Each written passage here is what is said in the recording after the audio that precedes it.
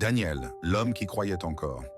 Il était une fois un homme qui craignait et priait Dieu depuis des années.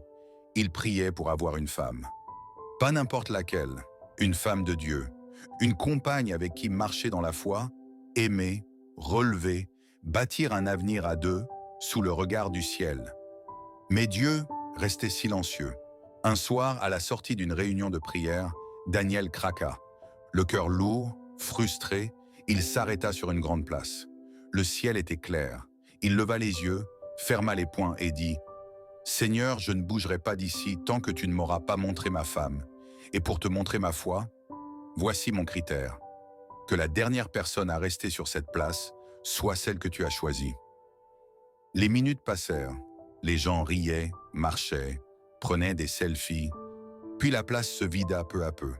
Le vent se leva. Les lampadaires s'allumèrent.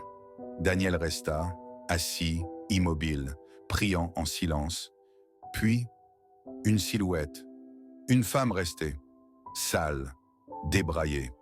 Elle marmonnait des phrases sans sens.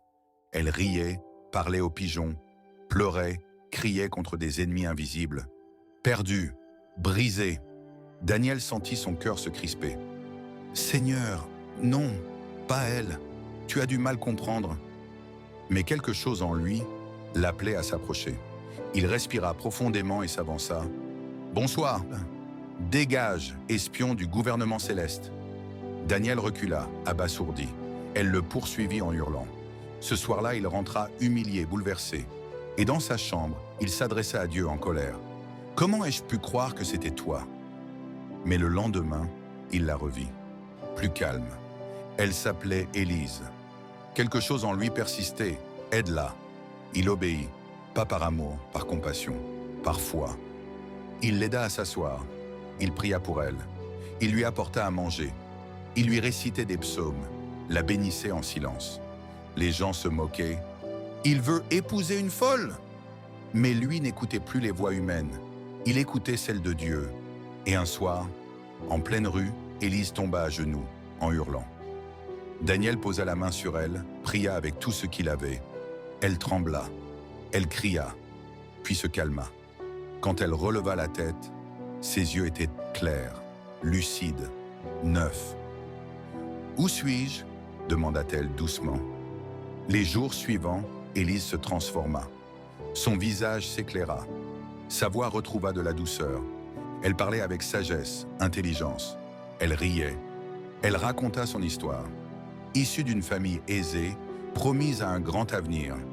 Mais la jalousie, la sorcellerie, la trahison l'avaient brisée. Et Dieu, par la prière d'un inconnu, l'avait relevée. Elle n'oublia jamais celui qui s'était arrêté. Elle l'aida à son tour, le soutint, l'écouta, devint son allié. Puis un jour, elle lui dit « C'est toi que je veux dans ma vie, quand j'étais encore perdu. Tu es celui que Dieu m'avait préparé. » Ils se marièrent. Ce ne fut pas un conte de fées, ce fut un miracle réel. Deux vies brisées, devenues un témoignage vivant. Preuve que Dieu n'oublie jamais ceux qui l'attendent avec foi. Leçon à retenir. Dieu peut cacher une promesse dans la poussière. Ce que tu appelles folie peut être une délivrance en attente. La prière n'exauce pas toujours ton souhait, mais elle t'emmène vers ce que tu as besoin. L'amour de Dieu emprunte parfois des chemins étranges.